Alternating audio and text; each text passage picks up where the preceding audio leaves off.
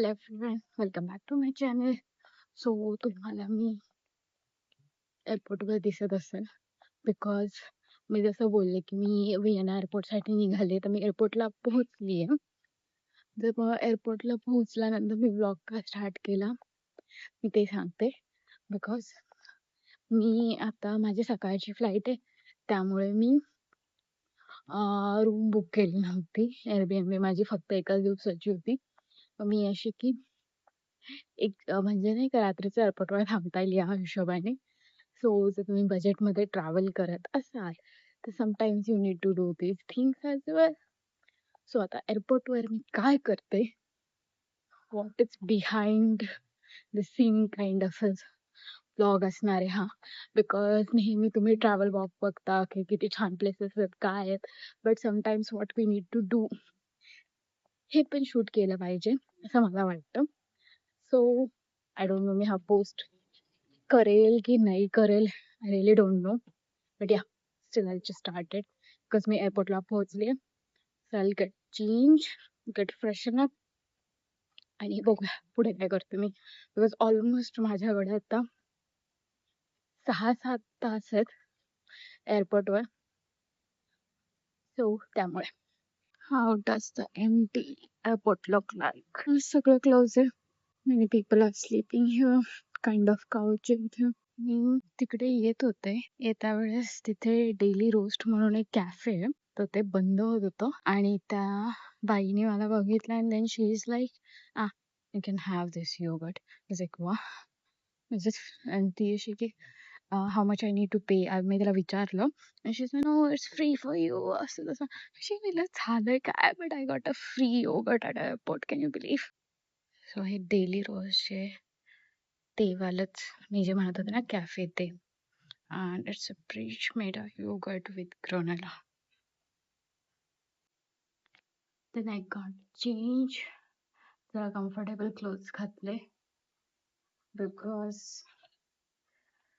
खूप वेळ थांबायचं आहे त्यामुळे, आणि जॅकेट पण बिकॉज रात्रीचं अचानक अशी थंडी वाजायला लागते एअरपोर्टवर. त्यामुळे another free thing you can get at a airport is like a water bottle सोबत ठेवायची. आणि इथे खूप सारे असे फाउंटन असतात जिथे ड्रिंकेबल वॉटर असते, जिथे वॉटर म्हणजे तुम्ही प्यायला घेऊ शकता आणि किती वेळ रिफिल करू शकता. वेळेस बाहेर तुम्हाला याच्यासाठीच 3 युरो पे करावे लागतात. आता मी जस्ट एखादा क्वाईट स्पॉट शोधते, बट आजचे ना हे पूर्ण एअरपोर्टच एवढं शांत आहे. म्हणजे व्हिएनाचं एअरपोर्ट एवढा मोठा आहे पण खूप शांत आहे आज. तुम्ही आता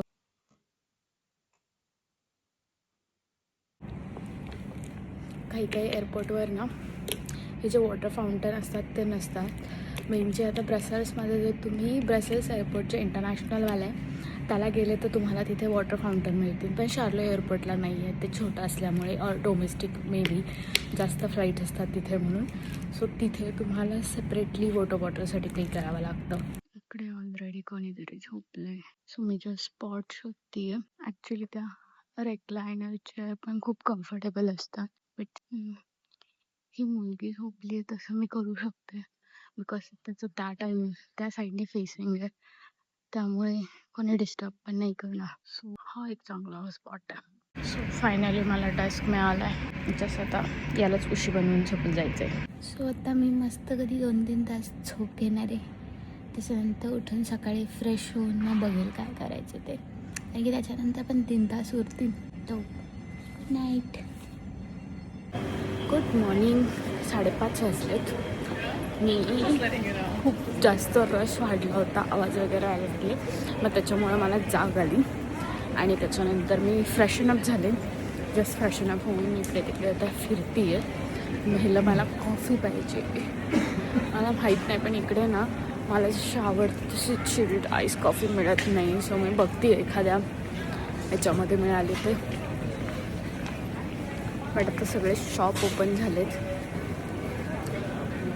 तर थोडा वेळ टाईमपास करायला. So this is the cafe जिथे मी ब्रेकफास्ट करायचं ठरवलं बिकॉज त्याचा ॲम्बियन्स पण खूप छान होता आणि क्वाईट होतं. त्यानंतर मी ब्रेकफास्ट करायला घेतला. क्रोसॉन आणि हॉट चॉकलेट दोन्ही मिळून मला अराउंड 10 युरोजचे पडले. एवढा मोठा आणि एवढा फ्रेश क्रोसॉन होता तो की तेवढ्यातच माझं पोट भरलं. And then I started drinking a coffee. त्यासोबत ब्लॉग पण एडिट केला. सो फोनबरोबर बोलून झालं, एडिटिंग करून झाली, मूवी बघून झाली. मूवी नाही, ब्लॉग बघितला. बट आता मग मला बोर होत होतं म्हणून मी असेच इथलचं रँडम शॉप्स बघायला आली आहे. सो तुम्हाला पण दाखवते. सो हे सोविनियर शॉप आहे. इकडचे जे पोस्ट कार्ड आहेत अराउंड 1.99 जे बाहेर तुम्हाला 50ला मिळतात. 3 मॅग्नेट ॲट 4 इव्हेंच्युअली मॅग्नेटची प्राइस सेमच आहे कारण की अराउंड दिस प्राइजेस मी तिकडे घेतले. हे थोडे एक्सपेन्सिव्ह आहेत बिकॉज हे छोटेवाले बाहेर 4 किंवा 5 युरोजला मिळून जातात. सो मॅग्नेट विसरला असेल तर इथे घेऊ शकता बिकॉज प्राइस ऑलमोस्ट सेम आहे. सुविनियर्समध्ये पण अजून खूप सारी व्हरायटी आहे कप्समध्ये किंवा छोटे छोटे जे शोपीस आहेत. अँड सॉफ्ट टॉईज, एवढे क्यूट सॉफ्ट टॉईज होते तिथे. And chocolates, snacks. ॲक्च्युली यातलं हे वालं एक मी ऑलरेडी घेऊन आली आणि मला सेम प्राईसला बाहेर पण मिळालं आहे. आणि ही डॉल मी नाही घेतली आहे. Actually the same price. Just thinking की मे बी घेऊ शकते. त्यानंतर त्या शॉपमध्ये मी अजून थोडेफार सुविनियर स्किन प्रोडक्ट आणि वॉटर बॉटल्स याच्या प्राइजेस बघितल्या. थोडा वेळ तिथेच टाईमपास केला. त्यामुळे कुठल्या सुविनियर शॉपमध्ये जाऊ नये. I end up buying one. Even though मी खूप सारे सुविनियर बाहेरनं सिटीमधनं घेतलेत. बट आता करणार काय, क्यूट डिस्कला घेऊन टाकलं. सो त्यानंतर हे दुसरं विएना ड्युटी फ्री शॉप म्हणून. सो इकडे सगळे अल्कोहोल वगैरे.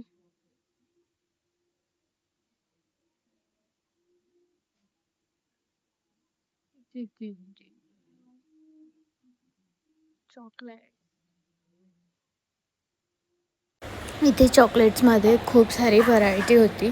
So like each and every brand from Europe you can find it here.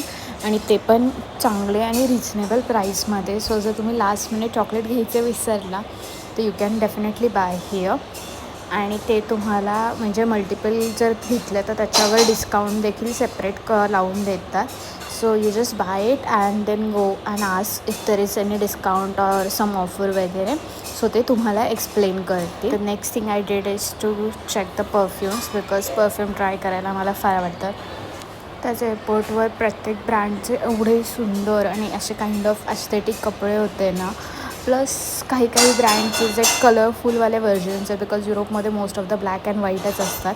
But still काही ब्रँड्सचे जे कलरफुल पर्सेस किंवा क्लोथ्स वगैरे होते ते खूपच छान होते. म्हणजे यू कॅन सी दिस की किती शेड्स आहेत इथे आणि त्याच्या अकॉर्डिंगली तुम्ही ते कलर चूज करू शकता.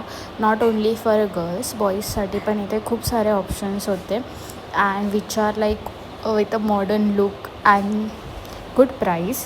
म्हणजे ॲज कम्पेअर टू बाहेर तुम्हाला जिथे टॅक्सेस वगैरे लागतात सो त्यापेक्षा इथे तुम्हाला कमी प्राईसमध्ये मिळून जाईल. So definitely you can watch it for some time. Then मी नेक्स्ट सेक्शनमध्ये आले जिथे खूप साऱ्या बॅग्स आणि असे क्यूटवाले टॉईज होते. म्हणजे फक्त लहान मुलांसाठीच नाही तर मोठ्या लोकांसाठी वगैरे पण एवढा छान वॉचचं कलेक्शन होतं इथे. आणि इकडे प्राइसेस पण बऱ्यापैकी कमी होत्या. म्हणजे स्विस वॅच असून देखील 155 किंवा 140 अराउंड अशा प्राइजेसमध्ये मिळत होता. जस्ट फक्त हे जरा कलरफुलवाले व्हर्जन होते. त्यानंतर मग मी बाहेरचं रनवे बघत होते तेव्हा मी फर्स्ट टाईम चायनावालं जे एअरलाईन आहे त्यांचं प्लेन बघितलं आणि त्यांच्या याच्यावर ना असा चेरी ब्लॉसम आहे. सो ते केवढं छान दिसत होतं. म्हणजे मी फर्स्ट टाईम बघितलेलं सो मला जरा असं वेगळं वाटलं ते. सो त्यानंतर पण माझ्याकडे खूप सारा वेळ उरलेला होता. सो मग मी नेक्स्ट शॉपमध्ये चेक करायला गेले. तिकडे पण कोचच्या खूप साऱ्या बॅग्स होत्या. ॲक्च्युली या बॅग्सच्या प्राईस प्रिटी सिमिलर आहेत बाहेरच्या याच्यापेक्षा. जस्ट तुम्हाला जे टॅक्समध्ये प्राइजेस पडतात ते मायनस होऊन इथे त्यांनी डिस्काउंटला लावलेले आहेत. बाकीच्या ब्रँडवर पण खूप सारे डिस्काउंट होते आणि व्हरायटी पण अवेलेबल होती. बट आय वुड सजेस्ट की तुम्ही कुठले तरी जे बिस्टर विलेज वगैरे असतात ना तिथनं मोस्टली बॅग्स घ्या बिकॉज इथे as compare to these villages prices जास्त होत्या. But the only thing is you get multiple colours and variety over here जे तिकडे नसतात बिकॉज तिकडे डिस्काउंटवर गोष्टी लावलेल्या असतात. सो लिमिटेड ऑप्शन तिथे तुम्हाला मिळतात. So you can definitely check जर तुम्हाला लास्ट मिनिट बॅग घ्यायच्या असतील तर. Then after that I went to see some more shops. तर मोस्टली तरी परफ्यूमचेच, बिकॉज प्रत्येक याच्यामध्ये जाऊन तो परफ्यूम ट्राय करणं इज मस्ट. सो इथे ऑलमोस्ट म्हणजे एअरपोर्ट मोठं असल्यामुळे सगळ्या ब्रँडचे परफ्यूम इथे अवेलेबल होते. स्टार्ट विथ दियर, शनेल, आणि ते लोक खूप स्वीटली तुम्हाला ट्राय करून देतात. जर डिस्काउंट असेल तर ते देखील सांगतात. सो बऱ्यापैकी इथे चांगले डील्स मिळून जातात. आणि ब्रसेल्समध्ये ISL एक्सेल प्राईस पॅरिस म्हणून एक शॉप आहे जिथे तुम्हाला परफ्यूमवर खूप छान ऑफर मिळून जाते. Then I went into the kids section because तिकडचे सॉफ्ट टॉय खूपच क्यूट होते. म्हणजे असं रेजिस्ट करता येत नव्हतं सॉफ्ट टॉय घेण्यापासून. बट स्टील लगेजचं क्रायटेरिया असल्यामुळे I couldn't able to buy. So ते बाबीचे collection, then few Lego sets is expensive आहे, so prefer to buy it outside. Then this cleaning machine म्हणजे without any operator or something ही त्याच्याच पूर्ण airport clean करते. त्याच्यामध्ये प्री प्रोग्राम गोष्टी असतात. सो फायनली गेट नंबर काही बोर्डिंग नाही स्टार्ट झाली आहे, पण ॲटलिस्ट गेट नंबर दिसतो. इतका वेळ तोही नव्हता.